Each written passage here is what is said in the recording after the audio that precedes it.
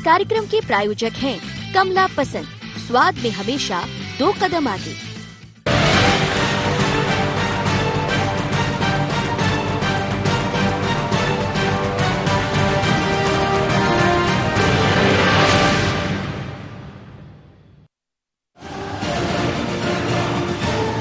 मध्य प्रदेश में होने वाले उपचुनावों को लेकर सियासत चरम पर है।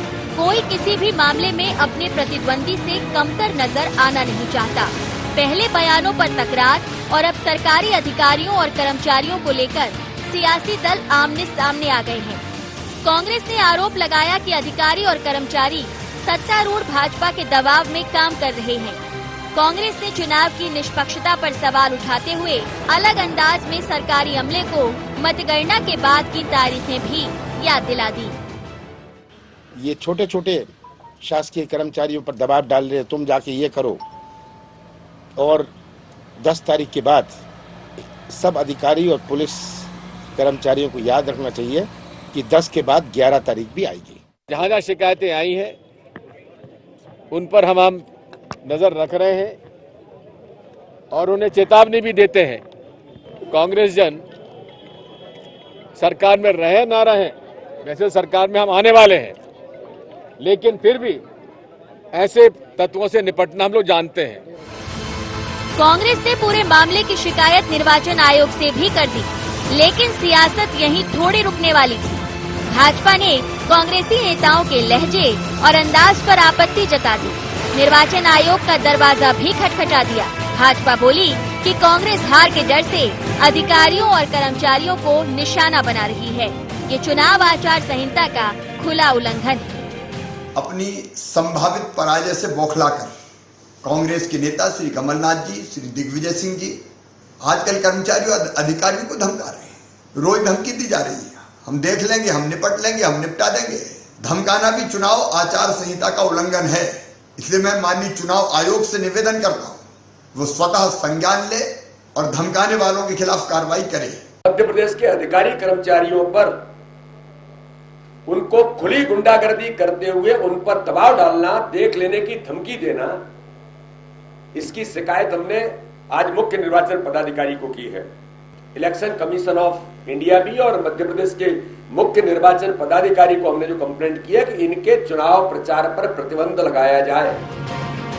कांग्रेस का आरोप है कि ग्वालियर चंबल में अधिकांश अधिकारी भाजपा के पक्ष में काम कर रहे हैं और कांग्रेसी कार्यकर्ताओं को डरा धमका रहे हैं। वहीं भाजपा कांग्रेस नेताओं पर अधिकारियों और कर्मचारियों को धमकाने का आरोप लगा रही है। भाजपा कमलनाथ और दिग्विजय सिंह के चुनाव प्रचार पर रोक लगाने की भी मांग निर्वाचन आयोग से कर चुकी है। अब देखना दिलचस्प होगा कि इस उपचुनाव में कौन से नए मुद्दे की एंट्री होती है। Bureau report, IND 24।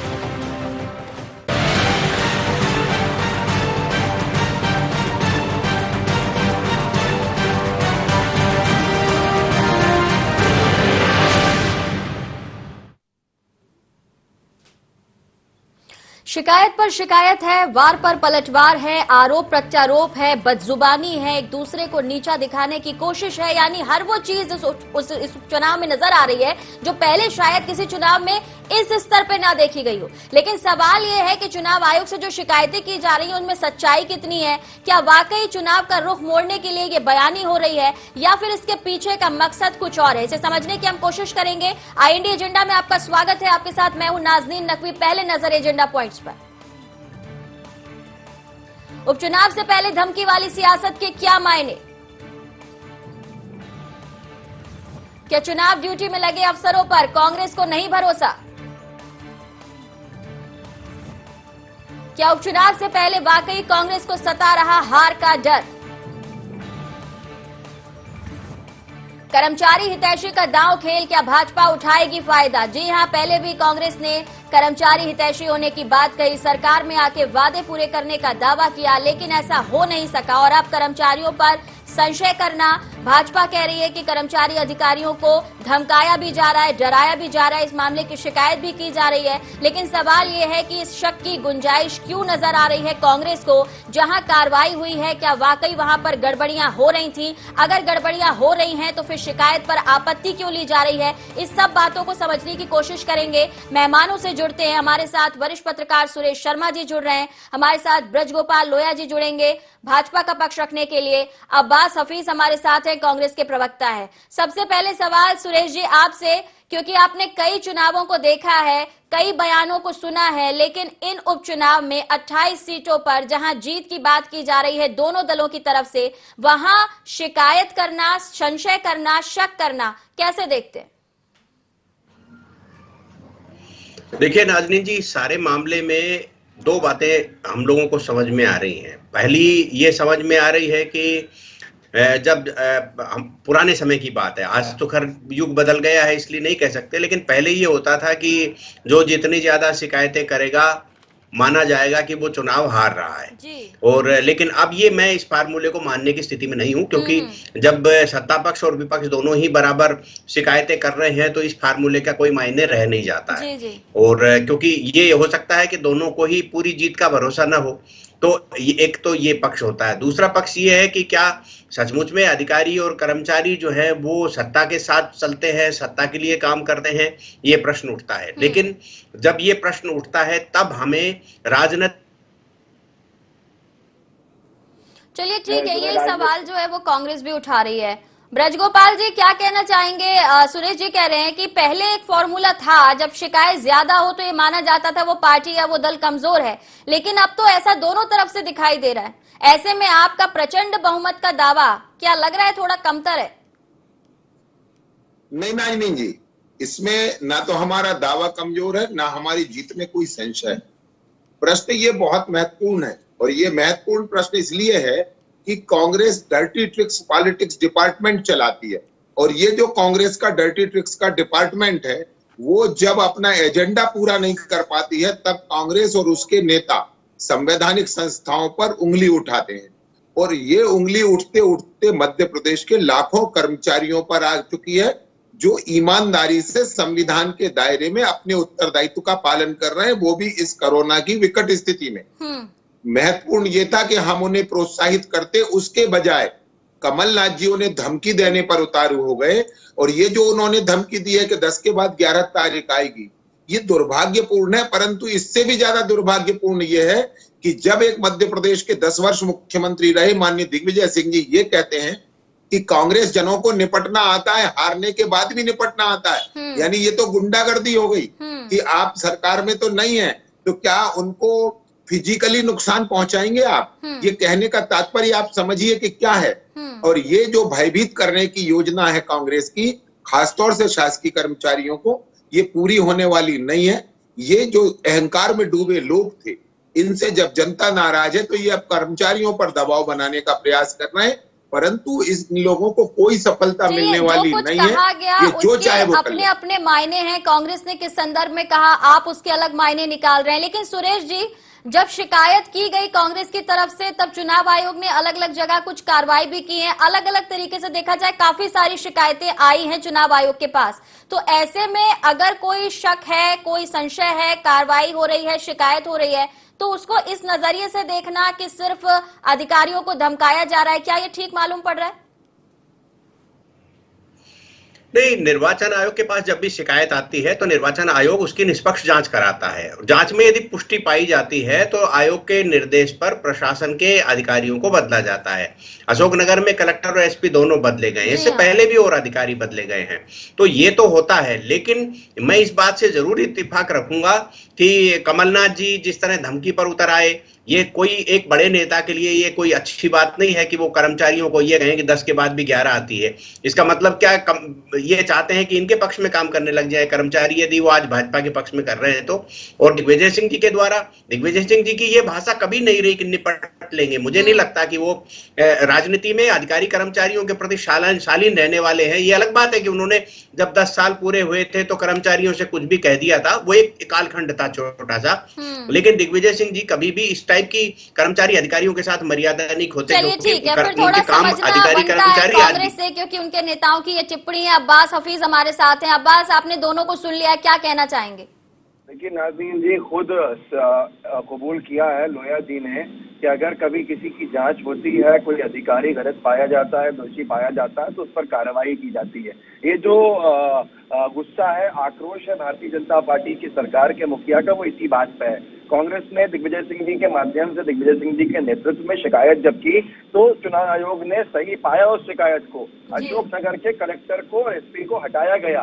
अगर हमारी शिकायतें गलत होती और हम सिर्फ तमाशेबाजी के लिए कर रहे होते तो फिर ये हटाया नहीं जाता इनको। इनकी शिकायत पे कोई कार्रवाई ऐसी नहीं हुई है जो हमारी शिकायत के ऊपर प्रशासनिक अधिकारियों पे कार्रवाइयां हुई हैं। मतलब कहीं ना कहीं हम सही कह रहे थे। और आप खुद बताइए, गिरिराज दंडोतिया जी मंत्री है मध्य प्रदेश शासन में, भले ही विधायक नहीं है आज, लेकिन विधायक नहीं होने के बावजूद उनको मंत्री बनाया गया है। ठीक है, बना सकते हैं।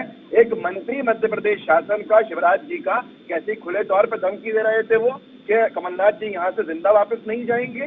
जब वहाँ के जिला अधिकारी ने, पुलिस अधिकारी ने कोई उन पर FIR दर्ज नहीं की, तो मैं ऐसे जिला अधिकारी को, प्रशासनिक अधिकारियों को सही मानूं या गलत मानूं? आप खुद निर्णय कर सकती हैं।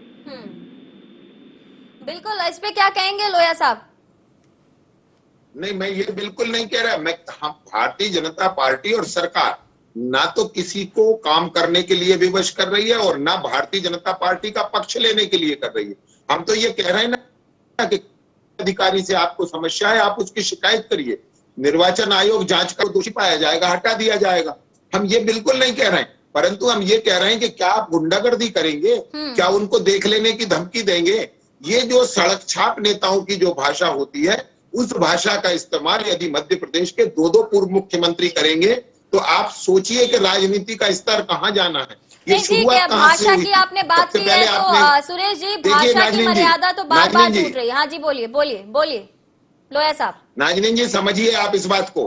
पहले आपने इस प्रदेश के गरीबों का अपमान किया, फिर आपने इस प्रदेश की महिलाओं का अपमान किया, और फिर अब आप इस प्रदेश के कर्मचारी अधिकारी जो शासन के लिए काम कर रहे हैं उनका अपमान कर रहे हैं। तो ये अपमान की राजनीति आप कब तक करते रहेंगे? और क्या अपमान की राजनीति से आपको सत्ता हासिल हो जाएगी? कभी नहीं होगी। सत्ता हासिल होती है जनता की सेवा करने से।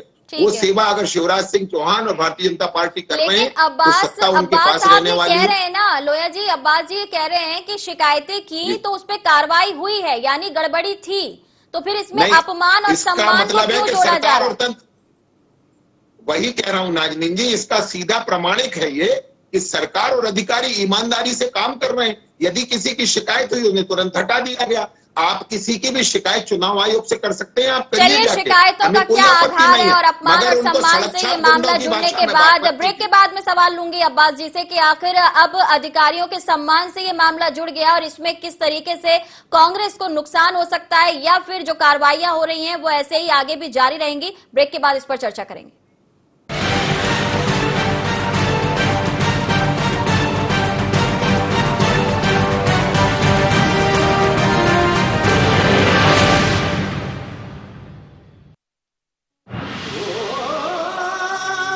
कोई खास है, कोई बात है,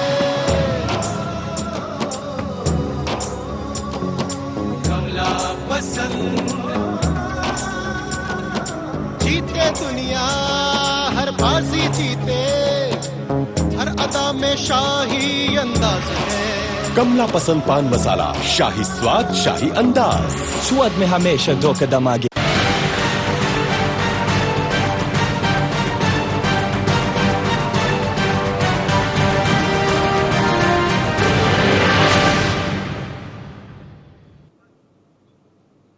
ब्रेक के बाद एक बार फिर से स्वागत है। चर्चा को आगे बढ़ाएंगे। हमारे साथ मेहमान बने हुए हैं। अब्बास साहब, क्या कहना चाहेंगे? पहले महिला के अपमान का आरोप आया, उस पर आपको घेरा गया, आपकी तरफ से जो कहा गया उस टिप्पणी पर माफी नहीं मांगी गई। अब कर्मचारियों का आप अपमान कर रहे हैं, ये भाजपा कह रही है। भारतीय जनता पार्टी के पास नाज़रीन जी मुद्दे नहीं है, इसलिए बेफजूल की बातों को मुद्दा बना के पेश कर रही है। महिलाओं के अपमान की बात होती है तो एक शब्द को पकड़ के उस महिला का अपमान ये खुद करते हैं, उस महिला से जोड़ के जिसका नाम भी नहीं लिया गया था, और इतना बड़ा शब्द छोड़कर जो बिसाऊलाल जी ने कहा, इनके प्रत्याशी महोदय ने, मैं तो उसको दोहरा भी नहीं सकता यहाँ, वहां ये पूरी तरह से मौन व्रत रख लेते हैं और खामोश हो जाते हैं। एक महिला अगर इनकी पार्टी की है तो उनके लिए छोटी सी बात भी एक बहुत बड़ी है, और अगर वो दूसरी पार्टी की है तो फिर महिलाओं के अपमान में कोई कमी नहीं आने देगी भारतीय जनता पार्टी, और इसको लेकर कोई टिप्पणी भी नहीं करेगी। कर्मचारियों की अगर बात करें तो मुझे याद है एक विधायक महोदय है जो आज बहुत बड़े पद पर बैठे हुए हैं, दलगत राजनीति से जिनको ऊपर होना चाहिए था, लेकिन वो चुनाव प्रचार में व्यस्त है। एक बहुत बड़े घर जो होता है उसके मुखिया हैं वो, और मध्य प्रदेश की बड़े पद है, जो उन्होंने कहा था कि जितना मौत से डरते हो उतना मुझसे डरना हो। भाजपा के विधायक थे उस जमाने में, आज भी हैं। ऐसी बहुत सारी चीजें हैं, मैं बता सकता हूँ, गिना सकता हूँ, मारा पीटी की भी सारी चीजें, लेकिन ये चीज आज मुख्य मुद्दे नहीं है। मुख्य मुद्दे है जनता की परेशानी, जनता कैसे परेशान है, और उस जनता के ऊपर अधिकारी कर्मचारियों का गलत तरीके से इस्तेमाल करना भारतीय जनता पार्टी इससे बाज नहीं आ रही। मैंने यही कहा था अगर हम झूठ बोल रहे होते तो क्यों गिरिराज दंडोतिया जी के ऊपर एफआईआर नहीं की वहां की पुलिस ने? ये सबके सामने है, जिनका वीडियो वायरल हुआ, जिन्होंने खुले मन से पूर्व मुख्यमंत्री को धमकी दी जिंदा नहीं छोड़ने की। इन सब के ऊपर जब पूरे प्रशासन के अधिकारी खामोश रहेंगे और भाजपा हम पे आरोप लगाएगी कि हम शिकायतें क्यों कर रहे हैं, तो ये तो गलत है। सुरेश जी, बहुत कुछ चुनावों के दौरान, प्रचार के दौरान सुनने में आया है। अब इसे ऐसे देखा जाए जैसे अब्बास जी उदाहरण देकर कह रहे हैं कि वो गुस्से में कही हुई बात है या फिर बदजुबानी है या वाकई धमकी है, और अगर देखा जाए तो ये क्रम लगातार चल रहा है। नहीं, एक बात को मैं अब्बास भाई की दुरुस्त करना चाहूंगा कि गिरिराज दंडोतिया के खिलाफ जो है वो एफआईआर दर्ज हुई है, तो मुझे लगता है कि पहले तो ये दुरुस्त किया जाना चाहिए। दूसरा जो है ये प्रतिक्रिया स्वरूप भी ऐसा नहीं बोला जाना चाहिए जो उन्होंने बोला है, मैं इससे सहमत हूँ। और किसी भी इतने बड़े नेता के बारे में कि वो यदि हमारे यहाँ ऐसा बोल देते तो ऐसा हो जाता, मुझे लगता है इन सब से राजनीति को बचना चाहिए। लेकिन करें क्या? दिक्कत ये हो रही है कि राजनीति ही बदजुबानी हो रही है। बदजुबान लोग जो है वो ज्यादा राजनीति में सक्रिय हो रहे हैं, और इसका दोष हम अपने आप पर लेते हैं। मैं लेता हूं अपने आप पर दोष कि हम मीडिया के लोग ऐसे ही लोगों को दिखाते हैं जो गिरे हुए शब्दों का इस्तेमाल करते हैं, जो ये करते। तो हम लोग यदि ऐसे लोगों का बाइकाट करना चालू कर दें तो मुझे लगता है ऐसी परिपाटी समाप्त हो जाएगी। आप देखिए ना कि एक किसान आंदोलन के अंदर यदि मान लो रावण की जगह पर इस तरह पुतले जलाए जाने की पॉलिटिक्स कौन कर रहा है? तो ये जो गिरी हुई पॉलिटिक्स करने वाले राजनीतिक दल हैं, जिन दलों का समर्थन है, मुझे लगता है ये सब अव्यवस्थाओं को जन्म दे रहे हैं। और अच्छे लोग यदि राजनीति में आएंगे तो अच्छी बातें होने लग जाएंगी। अब तो भयभीत होकर के लोग बाग कि हमारे तो आज से सत्ता खिसक गई है और हम कुछ भी बोल दें, कुछ भी कर दें। ऐसे अनावश्यक मुद्दों पर चर्चा होना, बार बार बात होना, उसके जवाब में भी कोई बदजुबानी या कुछ ऐसा होना, ये लगातार क्यों दिख रहा है? मूल मुद्दे कहाँ चले गए? सबसे बड़ी चीज नाजनीत जी, सबसे बड़ा सवाल यही है कि भाजपा जो है वो भी कोई भी मूल मुद्दों को नहीं आने देना चाहती, क्योंकि मूल मुद्दों पर जब बहस होगी तो मतदाता को प्रभावित करना मुश्किल हो जाएगा। और 15 महीने में कांग्रेस भी ऐसी स्थिति में खड़ी हो गई कि वो जो है नहीं चाहती कि मुद्दों पर बहस हो। तो दोनों ही प्रमुख राजनीतिक दल जो है, जिनकी जिम्मेदारी बनती है कि घसीट करके मुद्दों को, मूल मुद्दों को लेके आए, या तो कांग्रेस लेके आए या भाजपा लेके आए, ये दोनों ही बसते फिर रहे हैं। यही हमारी यहाँ दोनों बसते फिर रहे हैं। यही राजनीति की बड़ी विडंबना है कि जिनको मुद्दे सामने लेके आना चाहिए वो मुद्दों से बच रहे हैं। नाज़रीन जी, हमने हमारे 15 महीने की सरकार में जो 11 महीने का काम करने का समय मिला था, उसके जितने अचीवमेंट्स है, जो उपलब्धियां थी, वो जनता के सामने रखी।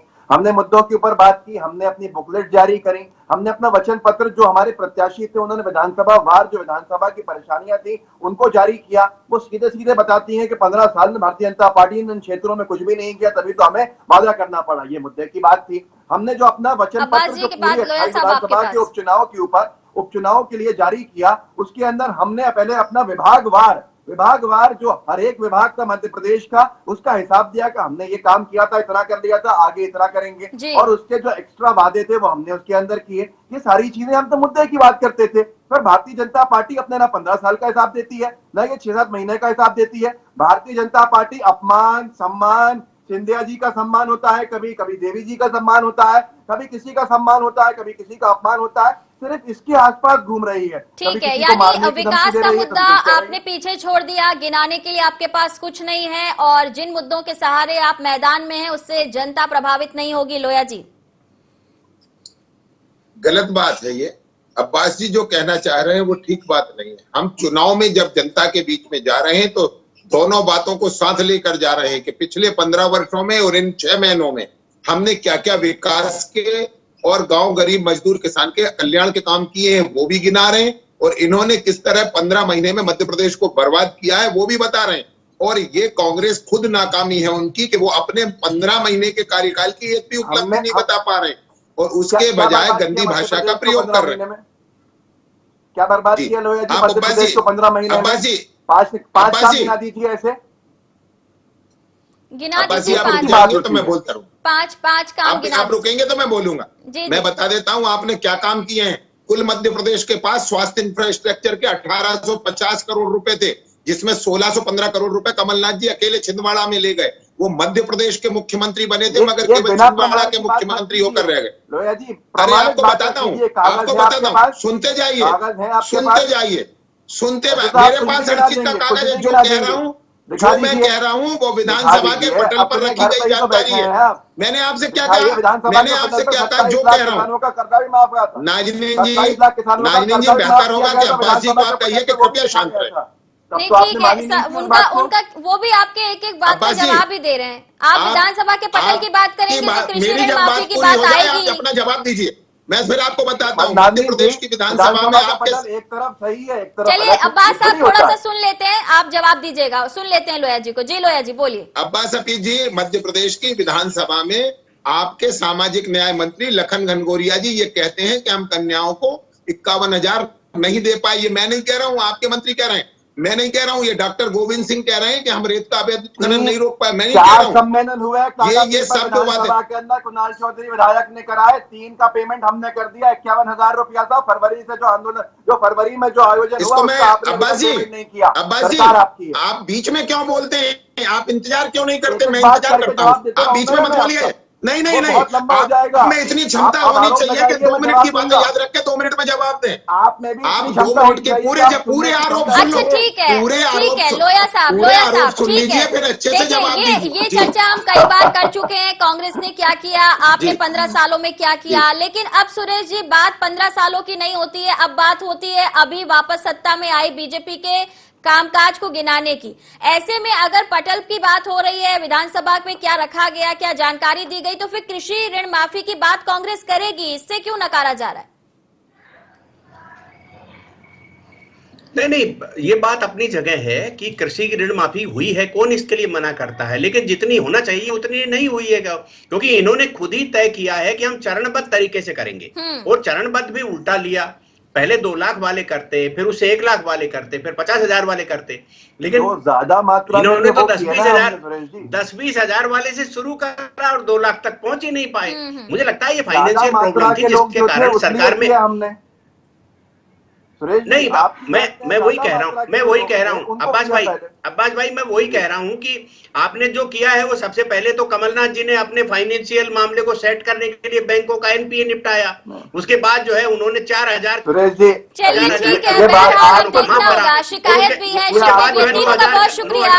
शिकायत पर शिकायत हो रही है, कुछ मामलों की जांच पड़ताल हो रही है, लेकिन देखना होगा कि जनता के पाले में क्या कुछ पहुंचा, उसकी झोली में क्या कुछ है, किसानों को कितना मिला और युवाओं को आगे कितना दिया जाएगा। इन सब मुद्दों पर जनता नजर बनाए हुए है, साथ ही चुनाव आयोग की नजर भी है, हर शिकायत पर कार्रवाई भी होगी, इसलिए पार्टियों को धैर्य बनाए रखना होगा। फिलहाल इतना ही, दीजिए इजाजत, नमस्कार।